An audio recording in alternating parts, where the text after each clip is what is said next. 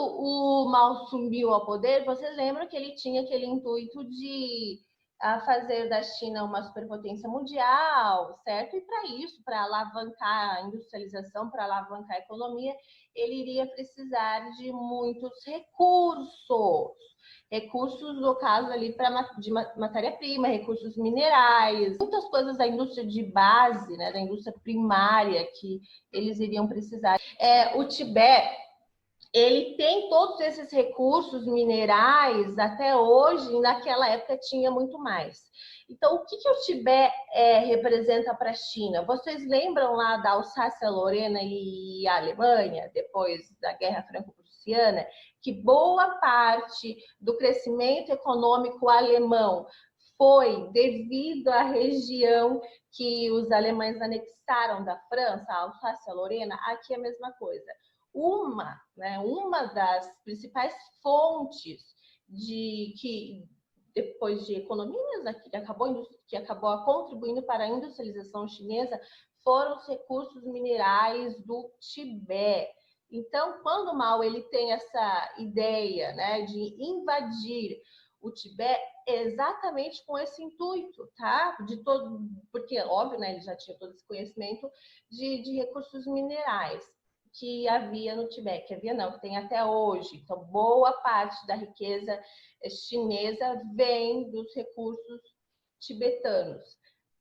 O Tibete também possui muitos recursos hídricos. Lembra que eu falei para vocês que os dois maiores rios da China são o Rio Azul e o Rio Amarelo, o Rio Yangtze e o Huanghe? Foi através desses dois rios que começou a civilização chinesa em volta desses rios, no momento em que o homem desenvolve a agricultura. As nascentes, gente, tanto do Rio Azul quanto do Rio Amarelo, estão no Tibete. O Tibete, ele é minúsculo, mas ele tem muita riqueza.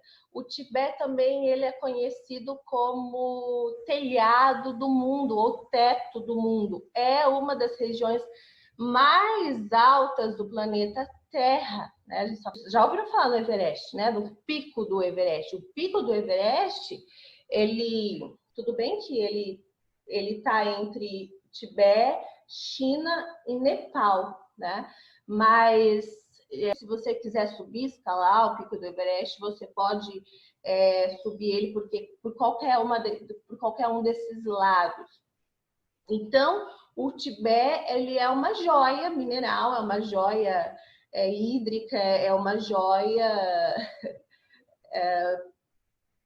para o mundo capitalista chinês. Desde aquele período, o Mao, então, ele mandou suas tropas, houve essa invasão violenta, assim, da região do Tibete, e os tibetanos, até hoje, convivem com essa dominação chinesa. Essa luta que eles têm, inclusive, que é uma luta pacífica, que foi organizada pelo Dalai Lama. Já ouviram falar no Dalai Lama? O que são os lamas? Lama é um título, tá? Os lamas, eles têm origem... Só que um dos tipos de monges que existem, eles têm origem religiosa, mas com o passar do tempo, os lamas, eles foram se transformando em líderes políticos. Então, o Dalai Lama, hoje, ele é líder político e também é líder religioso. É um dos poucos países do mundo que tem essa junção ali de líder político com líder religioso. Lembrando, o nome dele não é Dalai Lama, o nome dele é gigante, não consigo falar. Mas quando eles assumem, os lamas, eles inclusive acreditam, né, na religião budista, que os lamas eles são reencarnações de Buda. Então, quando eles assumem como lama, como governantes, eles assumem com esse título de lama, tá? Quando o Dalai Lama morrer, virá um próximo, que inclusive ele já foi achado, sabe, né, que é uma próxima reencarnação. Tá bom, Riquelme. Vou pôr esse nome aqui, do Buda, quando esse morrer. Né? E o que o Dalai Lama fez? Ele assumiu o governo do Tibete muito novinho, e depois de um tempo porque nesse momento os lamas já tinham essa junção de poder político e poder religioso. E quando houve, então, essa invasão da China no Tibete, o Dalai Lama ele já era o governante tibetano, ele teve que fugir, ele foi para o Nepal, ele ficou um tempo lá, inclusive muitos tibetanos fugiram ali para aquela região próxima que era o Nepal.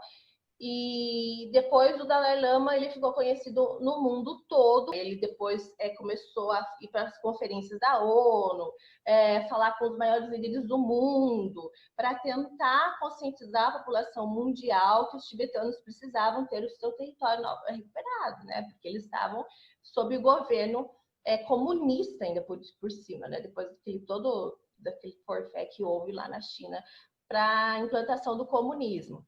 Só que o Dalai Lama tem os mesmos anseios, os mesmos objetivos que o Gandhi. Ele foi responsável um dos maiores responsáveis pela independência da Índia em relação à Inglaterra, porque eram os ingleses que dominavam aquele território, e o que o Gandhi inventou naquela época foi a desobediência servil. O que é isso? Civil. O que é desobediência civil? É uma forma de protesto, falando de movimentos sociais, né? Uma forma de protesto pacífica. O que a população faz? A população se recusa a cumprir as leis que são impostas pelo país que me invadiu e que tomou o governo e que está me dominando. E isso é a desobediência civil. É claro que houve alguns embates violentos na Índia, lá na época que eles fizeram a sua independência, mas, em comparação com outros países, disse que a independência indiana foi pacífica devido à desobediência civil. E é isso que o Dalai Lama fala desde aquele período. Não tem como, sabe por quê? Uma das coisas que a população exigiu foi o plebiscito.